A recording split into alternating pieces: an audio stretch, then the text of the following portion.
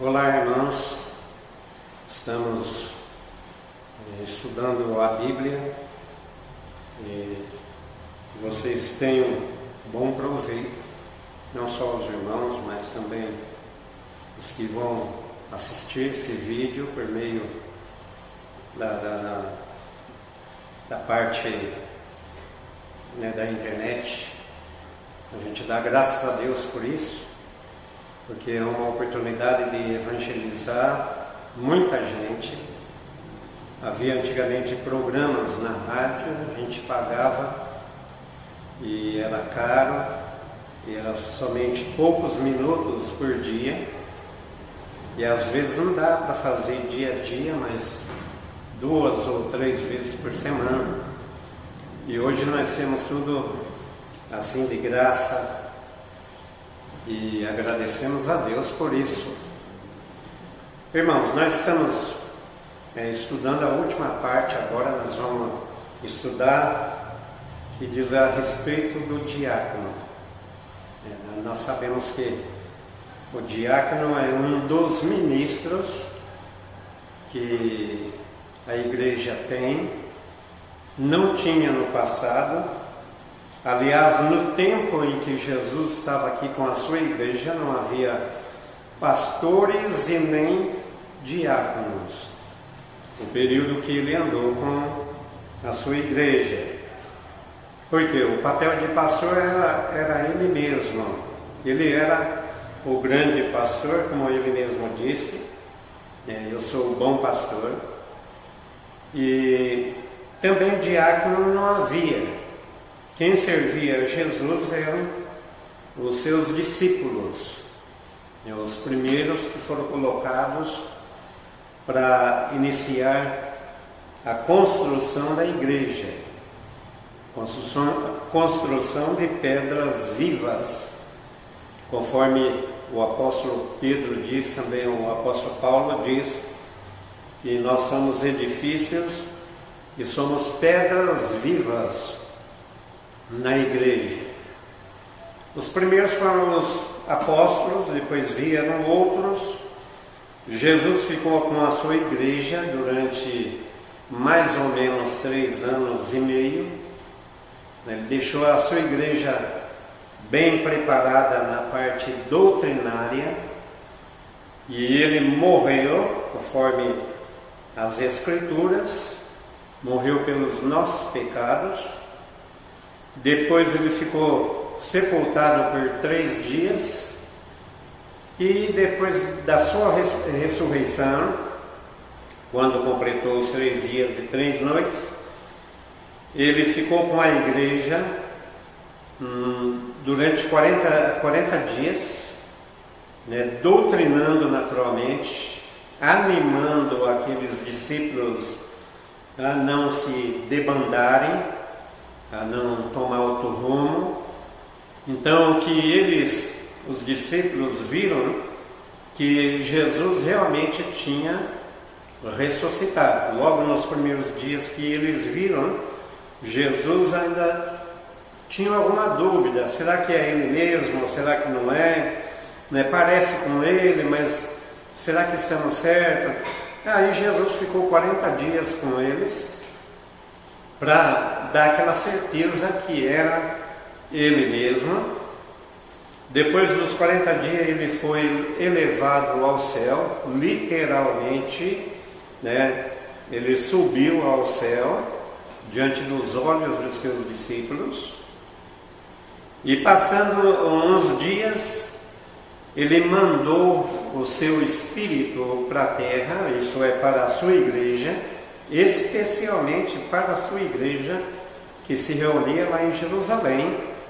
Ainda os discípulos amedrontados, mas estavam reunindo lá, indecisos no que podiam fazer.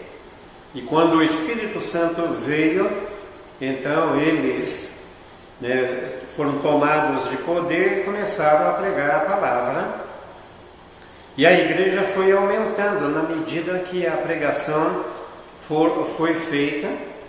O apóstolo Pedro pregou durante uma pregação que ele queria dizer que os os irmãos que falavam em línguas, outros idiomas, né? E ele queria dizer que aquilo lá não era efeito de bebida alcoólica, né? Ele pregou, muitos creram, quase 3.000 almas se converteram, conforme Atos capítulo 2, versículo 41, você pode conferir, né, nessa passagem. Então já juntou muita gente, né, 3.000 almas, haviam outras já convertidas, pelo menos 120 pessoas reuniram lá com os discípulos antes da vinda do Espírito Santo. Depois, né, a Bíblia diz que houve mais 4.000 almas, quase 4.000 almas convertidas. Isso está em Atos capítulo 4 e também versículo 4. Então ajuntou, eu acredito que havia em torno de 10.000 membros na igreja de Jerusalém, e foi aumentando, os irmãos foram convertendo, ricos e pobres, negros e brancos, amarelos, qualquer raça que aceitava Jesus como Salvador. Então iam crendo e iam agregando-se à igreja, a igreja que estava reunida lá em Jerusalém. É bom observar isso. E a igreja foi aumentando numericamente, até que Deus teve que esvaziá-la, permitindo que houvesse uma perseguição, e houve uma debandada de crentes, entre os quais o próprio Filipe, lembra dele, que pregou para o eunuco. E a história da igreja é assim, meus irmãos e amigos que estão ouvindo. Lembrar que a palavra de Deus não é só para uma classe social, não é só para uma raça. O judeu caiu nesse erro, achando que a salvação seria exclusivamente para eles e que o resto então perecesse ou fosse para o inferno. E a Bíblia diz já no começo que a salvação não seria só para Israel. Israel foi levantada para ser uma mensageira da palavra e da misericórdia de Deus, deveria pregar a palavra a todos os povos, e não fizeram isso os judeus. Depois, quando o segundo rei da nação de Israel se levantou, ele tratou de fazer isso, mas já tinha passado séculos de Abrão até o próprio Davi. Então o Davi ele fez esse trabalho, inclusive ganhou respeitabilidade a nação de Israel devido ao próprio Davi.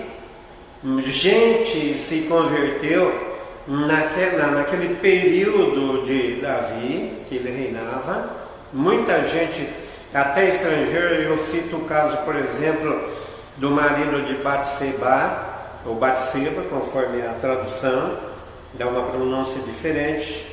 Então, o próprio marido de Batseba não era judeu, mas ele tinha se naturalizado judeu, ingressou no exército, pelejou ali em prol do exército de Israel, porque ele era um israelense assim, naturalizado.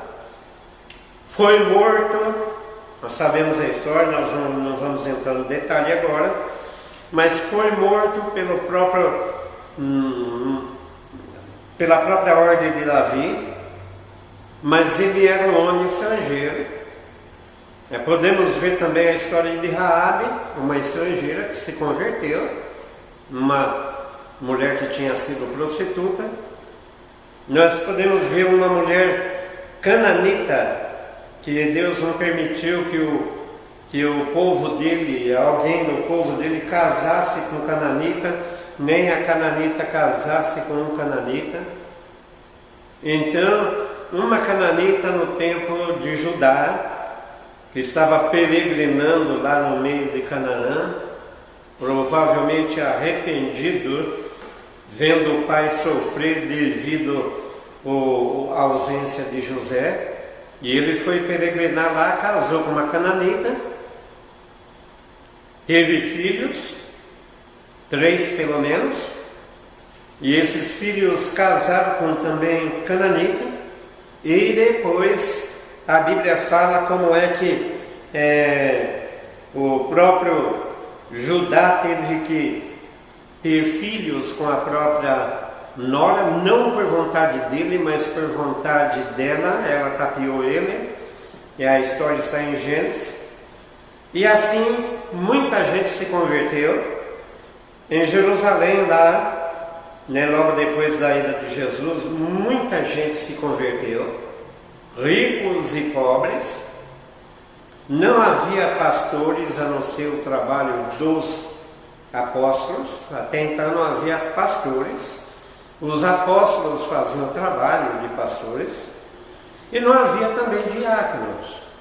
Os ricos vendiam e depois traziam aos pés dos apóstolos o que se apurava pela venda e entregava para eles, distribuir para os pobres, comprar o que era necessário para os pobres, e os apóstolos ficaram com as mãos cheias e não podiam nem pregar a palavra porque estavam culpados nessa parte.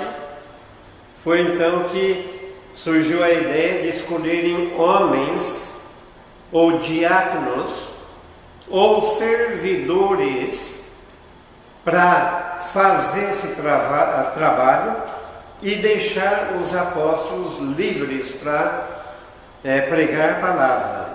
E a igreja achou por bem, resolveu escolher 7 irmãos sérios para fazer esse trabalho. E você pode ver a lista dos nomes lá no capítulo 6 de Atos. Homens sérios, homens não dados à extorsão, homens que não fossem assim partidários, eram homens sérios. E eles iam fazer essa parte, e o nome é diáconos. 7 diáconos levantaram e fizeram o serviço. A palavra diácono significa quem é servidor, aquele que coopera ajudando em algo. Esse era o trabalho de alguém, qualquer alguém que pudesse ajudar um amigo, um conhecido, alguém que necessitasse de algo, um mendigo na rua. Então essa é a palavra para o servidor, que significa diácono. E esses diáconos, eles foram consagrados para este fim. Eram servidores, mas consagrados. Eles tinham que servir a igreja. A responsabilidade desses diáconos, irmãos, era servir realmente a igreja lá em Jerusalém, que nessa altura tinha milhares de pessoas convertidas e muitas pessoas também pobres, carentes de algum auxílio. Foram consagrados para este fim, foram reconhecidos pela igreja, pelos apóstolos, para exercer esta função lá na igreja de Jerusalém. Em número de 7, por quê? Porque havia muita gente.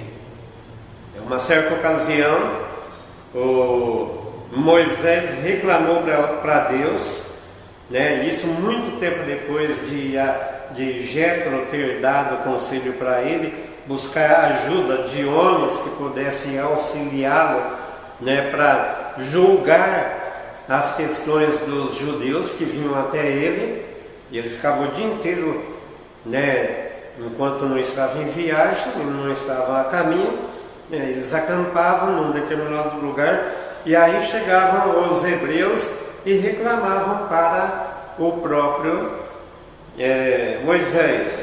Eram questões corriqueiras, mas deixou o próprio Moisés assim perturbado. Muito bem, Moisés aceitou esse conselho do sogro, mas mais tarde ele reclamou a Deus, né? E ele disse: olha, esse povo está pedindo para mim carne, nós estamos no deserto, onde eu vou arranjar carne no deserto? E eles querem. E como é que eu faço? O Senhor pôs esse povo diante de mim, e eu sou como uma ama que carrega esse povo no colo. O Senhor não está tendo dó de mim, não. Era como se ele dissesse isso. Isso você encontra no livro de Números, capítulo 11. Né? E no versículo 13 ele fala: de onde eu teria, né, carne para dar a todo este povo?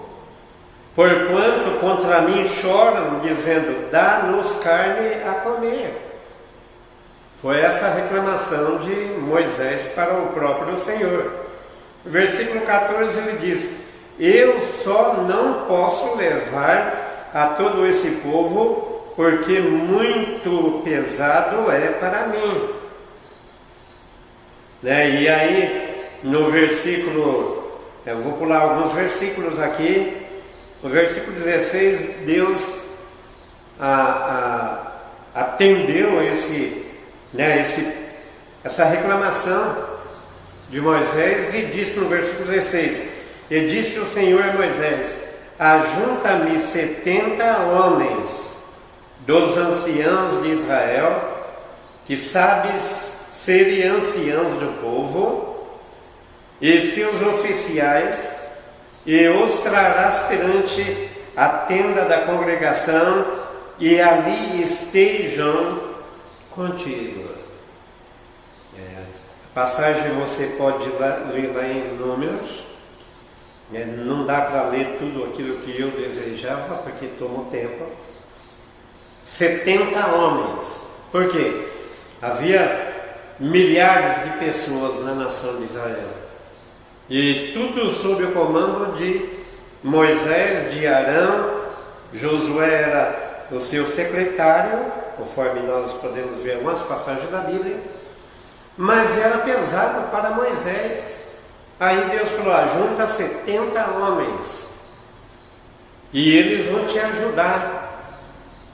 Eles vão te ajudar a receber esses reclamos perturbadores do povo, que reclama te pedindo isso, pedindo aquilo. Pedia água quando faltava água, pedia carne, pediam pepinos, pediam melões. No deserto não tem como fazer uma plantação, não tem. E aonde vai arranjar? Mas eles não queriam saber, eles faziam pressão na vida de Moisés. 70 homens ficaram ao lado do Moisés para ajudá-lo a levar essa carga tão pesada para ele, pois um homem isoladamente ele não pode trabalhar sozinho, note bem, sozinho com o povo de Deus. Já temos bastante exemplos na Bíblia.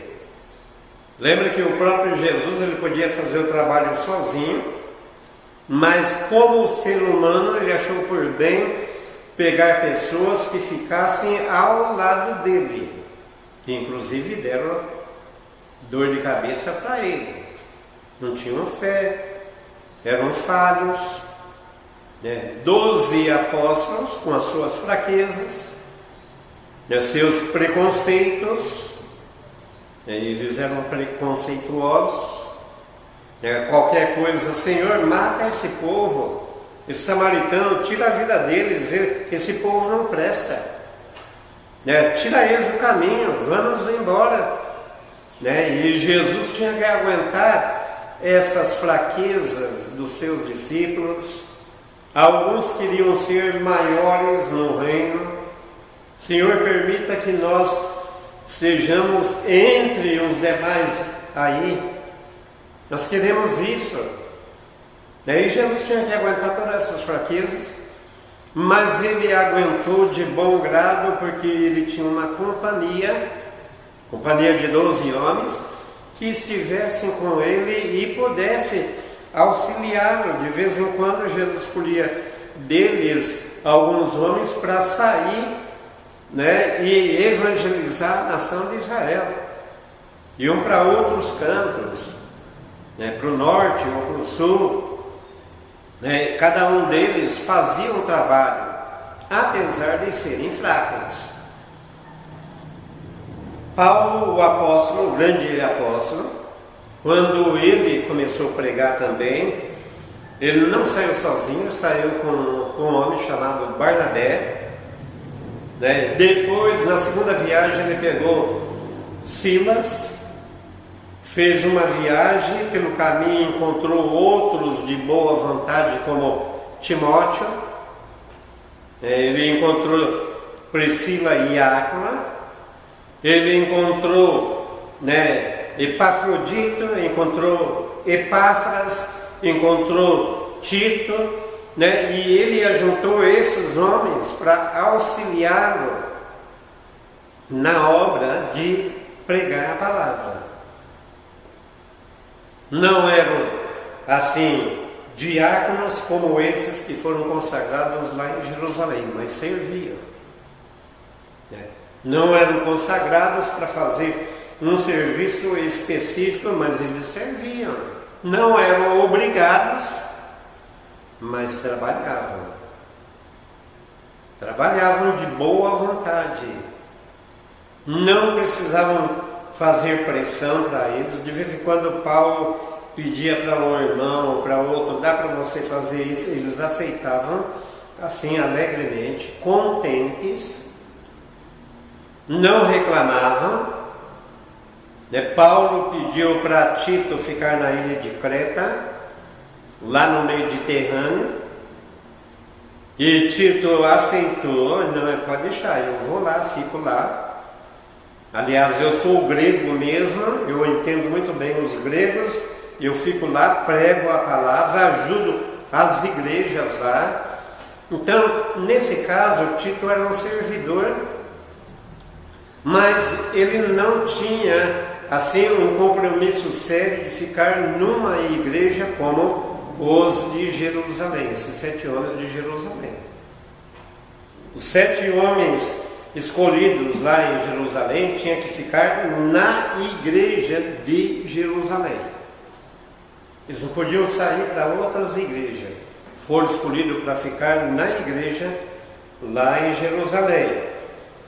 Então, isso, a palavra servidor, que é diácono na língua grega, foi dado a esses homens. E é interessante que o nome diácono aqui, né, quando fala, até surge antes de haver pastores homens. Depois que nós podemos ver que na igreja de Éfeso havia pastores. Nós podemos ver a primeira carta de Timóteo, escrita por Paulo, capítulo 3, fala dos bispos, presbíteros, anciãos e pastores.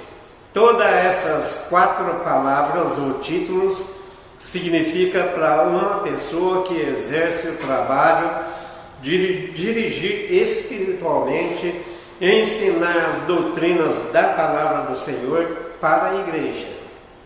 Bispos, presbíteros, anciãos e pastores. E nós aprendemos a qualidade deles. Eles tinham que ter uma qualificação para exercer o cargo de pastor. Na própria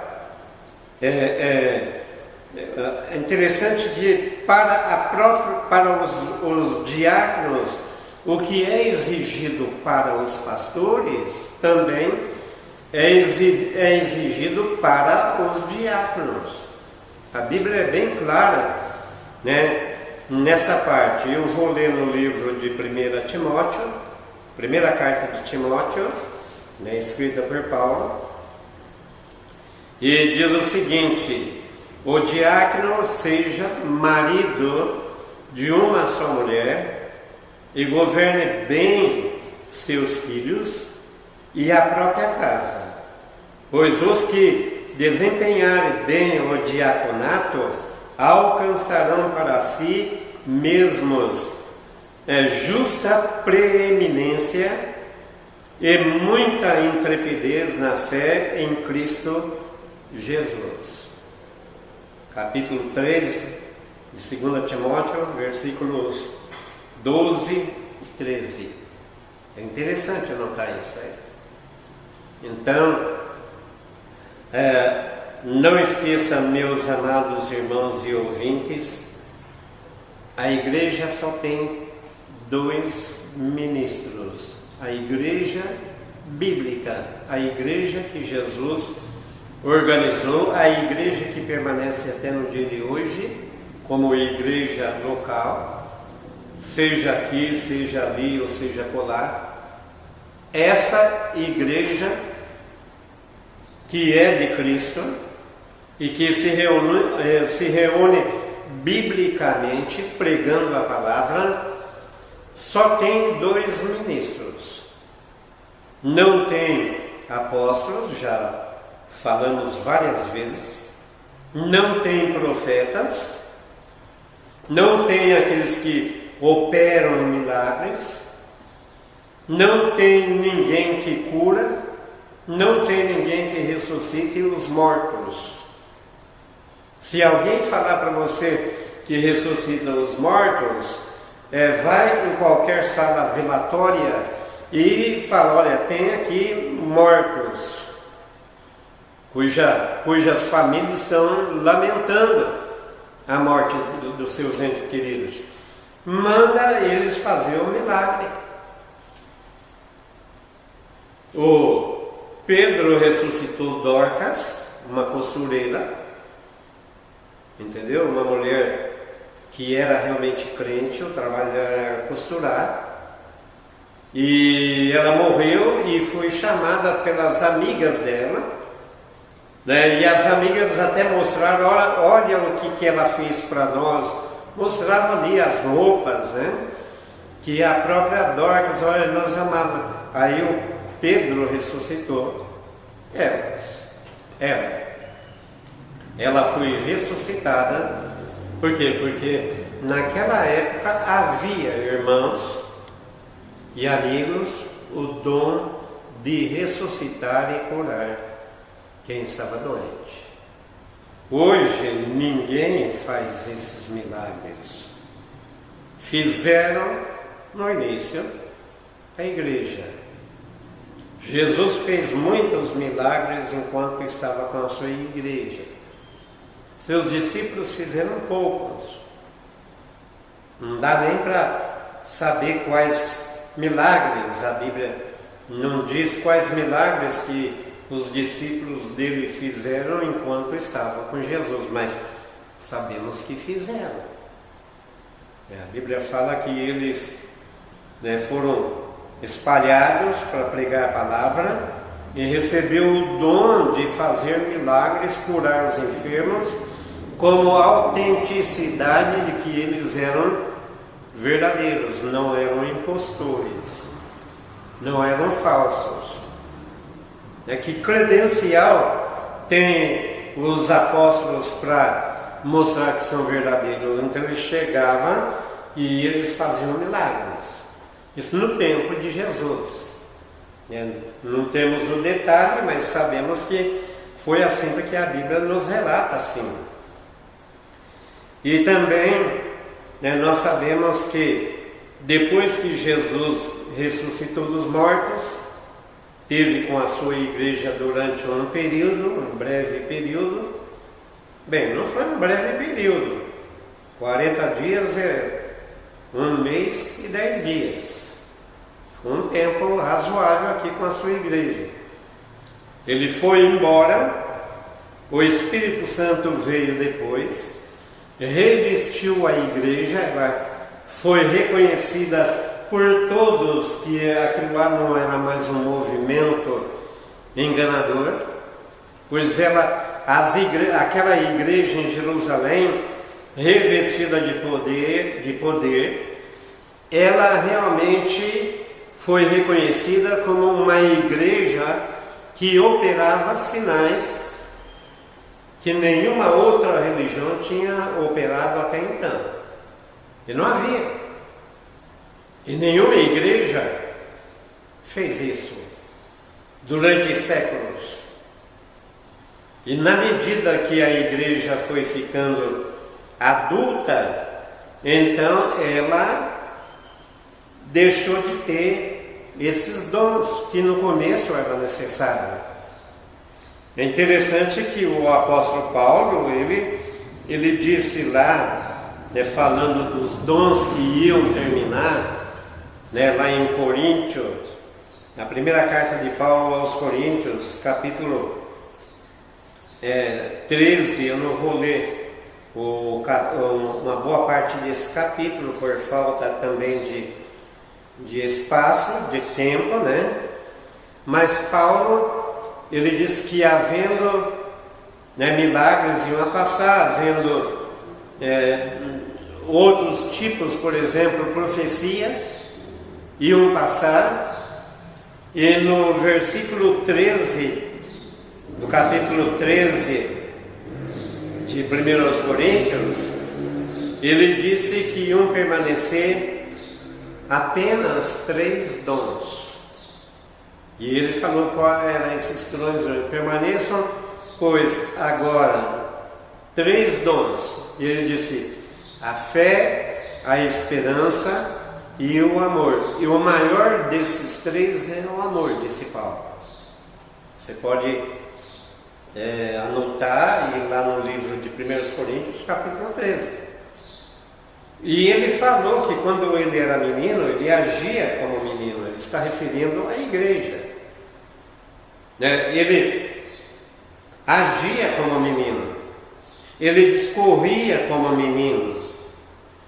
Era natural porque ele era menino. Mas depois que ele chegou na idade adulta, ele deixou as coisas de menino. Ele está falando isso aí em relação a quê? A igreja, que era menina, precisava de coisas de menina, que são os dons que havia no começo.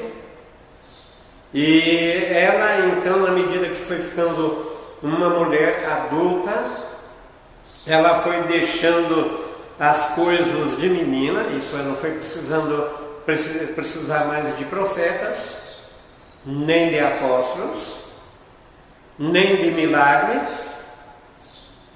E não havia então, irmãos, essa permanência desses dons até para os dias futuros. Nós não temos hoje. Já nos dias de Paulo, de Pedro, de João, o apóstolo que escreveu o último livro da Bíblia, que é o livro de Apocalipse, já esses milagres tinham desaparecido.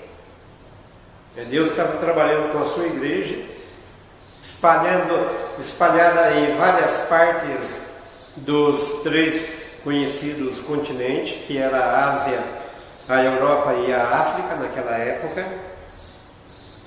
E não havia mais aqueles milagres que no início era necessário. Então foi desaparecendo gradativamente, e já no ano 100 da era cristã, praticamente não havia ninguém fazendo milagre.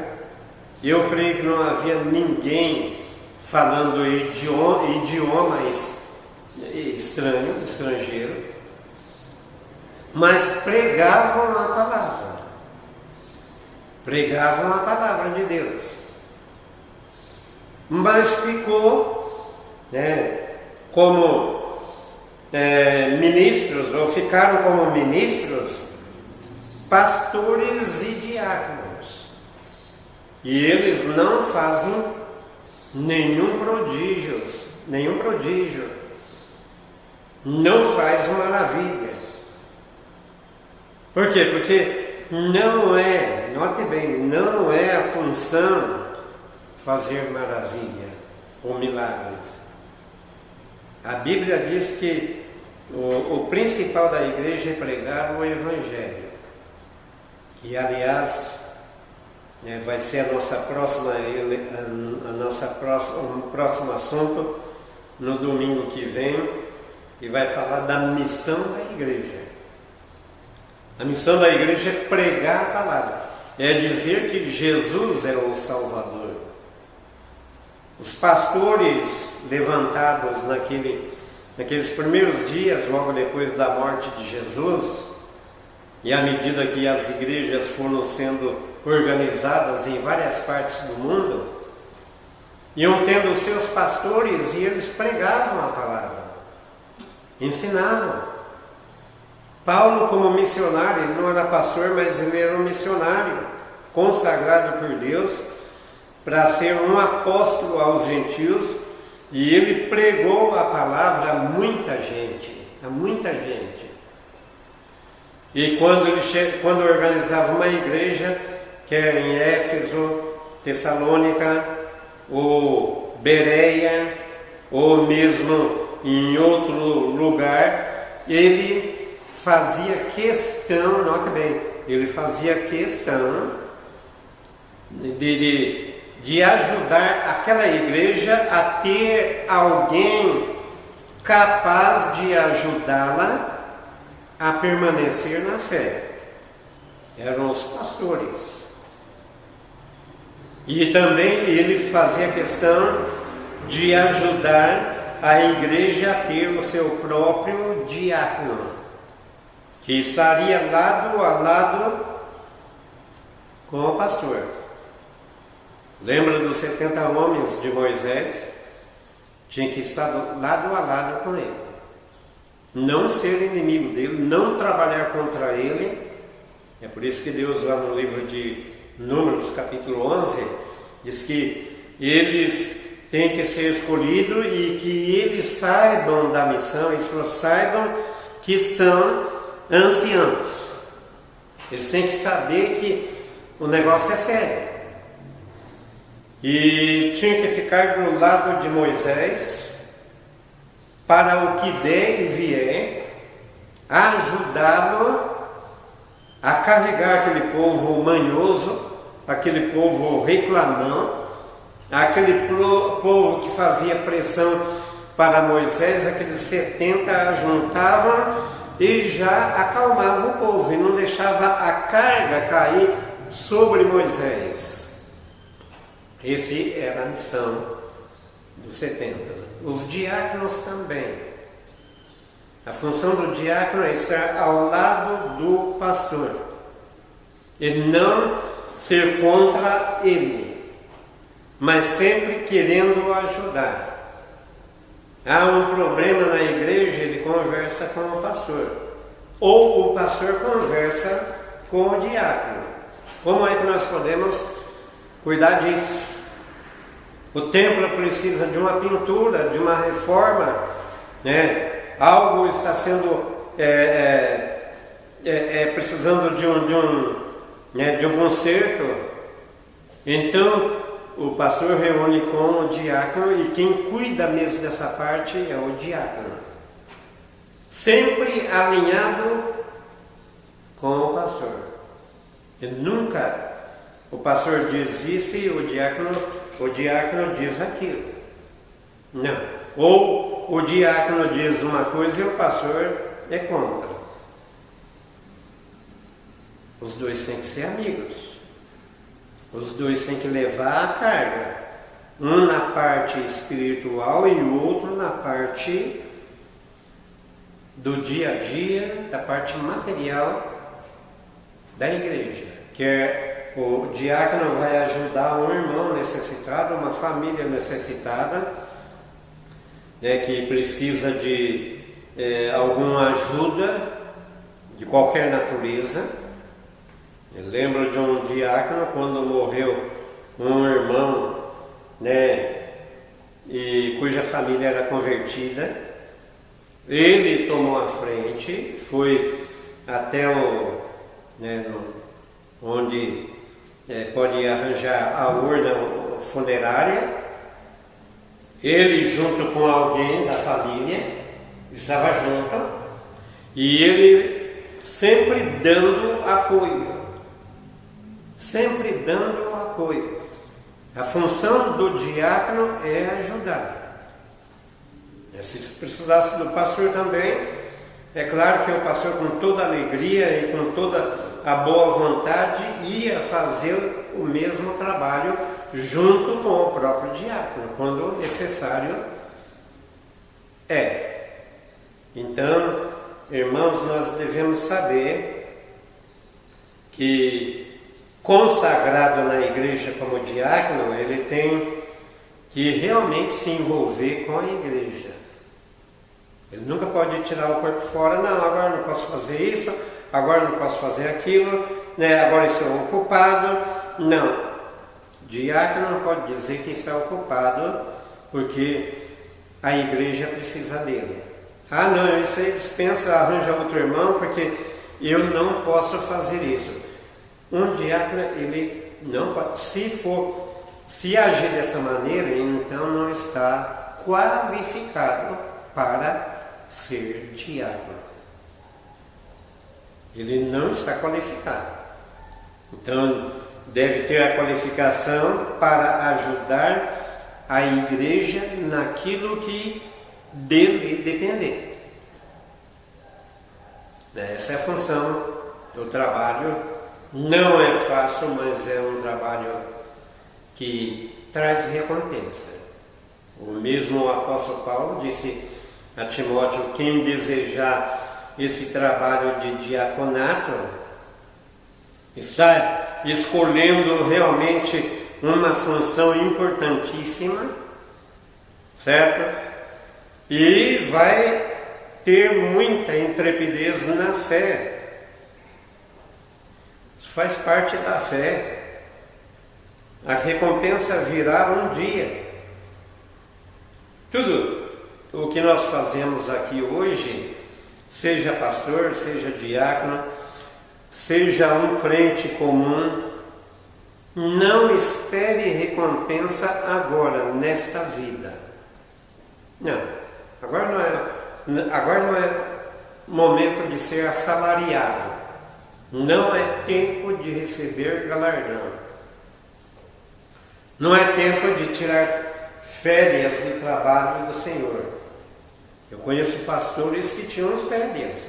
Vou descansar, né? Se quiser fazer, tudo bem. Mas eu só digo, irmãos, que não é necessário. A nossa recompensa vem um dia. Eis que cedo venho, disse Jesus lá em Apocalipse. E trago comigo o meu galardão para aqueles que merecem. Então o tempo de receber a recompensa vai ser na vinda de Jesus. Então quando o diácono, o pastor, se empenha em fazer o seu trabalho, cada um o seu trabalho, não espera nenhuma recompensa não. E às vezes até não é reconhecido, nem o pastor, nem o diácono. Às vezes o diácono, ele trabalha,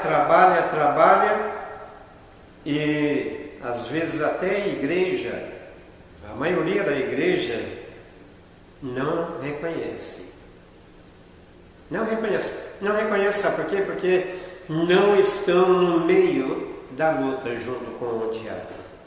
Porque o dia que realmente tiver que arregaçar as mangas da camisa, então vão reconhecer: puxa vida, eu não reconhecia o quanto aquele irmão diácono trabalhou, o tanto que ele fez, né? Agora eu reconheço porque eu estou fazendo o que ele, nós não temos mais diácono, mas o que ele deveria ter, o que ele fez durante anos, e nós não reconhecemos. Paulo disse: quem almeja o diaconato vai alcançar uma recompensa muito grande. Isso está em Tito, capítulo 3, versículo 12 e também o versículo 13. Primeira carta de Paulo a Timóteo. Vai alcançar uma recompensa, vai ser respeitado, né? Vai ter uma preeminência, né, diante de Deus, naturalmente. E é isso que a Bíblia nos ensina, irmãos. Quando tivermos o nosso diácono, vamos dar valor para ele. Vamos dizer que realmente é um homem, né, que precisa ser apoiado. Também o pastor, ele precisa de apoio. Moisés era o pastor da nação de Israel. Primeiramente o Jetro teve que falar: olha, você sozinho não pode ficar ouvindo, né, e julgando a causa do povo. Arranja gente aí para fazer. Mais tarde Deus mandou, né, que ajuntasse 70 homens para ajudá-lo nessa questão do povo reclamar pedindo comida, pedindo, né, certas coisas que eles comiam lá no Egito. No Egito havia, né, pepino, havia melões, havia carne, havia, né, tudo que era gostoso, havia até cemitério para a gente ser sepultado. Aqui no deserto, morre alguém, cava um buraco aí nessa areia vermelha ou areia branca, né, põe o corpo e você nos trouxe para esse fim aqui no deserto, Moisés, para reclamação desse tipo. E Deus tomou as dores de Moisés. Arranja 70 homens, mas não é qualquer um, não.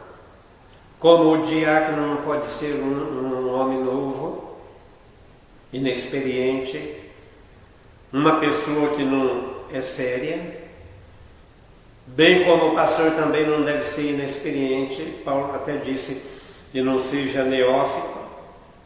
A palavra neófito significa novo, para que não caia na condenação do diabo. Sabe por que o diabo foi condenado? Ele foi orgulhoso. O que levou o diabo, isso é, o Lúcifer, a transformar-se em diabo, foi o orgulho dele. E um pastor novo na idade, um moço, ele pode ficar orgulhoso. E ele pode trazer consequências desastrosas para a igreja, como Roboão fez isso. Roboão fez isso. E que Deus possa nos abençoar.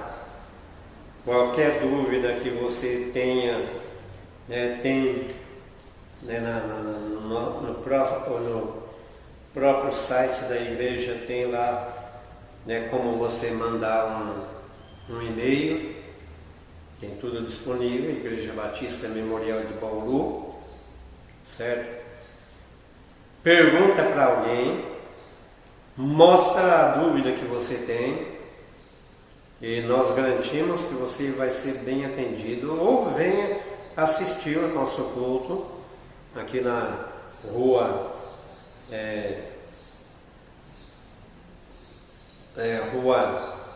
Santos Dumont, quadra 8, e o prédio é 21, Santos Dumont, né, acima do bairro Bela Vista, e será bem recebido. Que Deus possa abençoar você. Vamos fazer uma oração e aguarda-nos com o próximo assunto, que é a missão da igreja para o próximo domingo. E agradecemos você que realmente dispensou seu tempo para nos ouvir. Oremos então. Senhor Deus e Pai bendito, agradecemos por tudo, te agradecemos por esse privilégio, abençoa aqueles que vão assistir esse vídeo e que possam entender a tua mensagem doutrinária a respeito do diaconato que fizemos hoje. Nos proteja dos males, principalmente dos efeitos pandêmicos do vírus, e pedimos, Senhor, que nos dê uma boa semana e que sejamos tementes a Ti, procurando fazer a Tua vontade. Em nome de Jesus pedimos e agradecemos. Amém.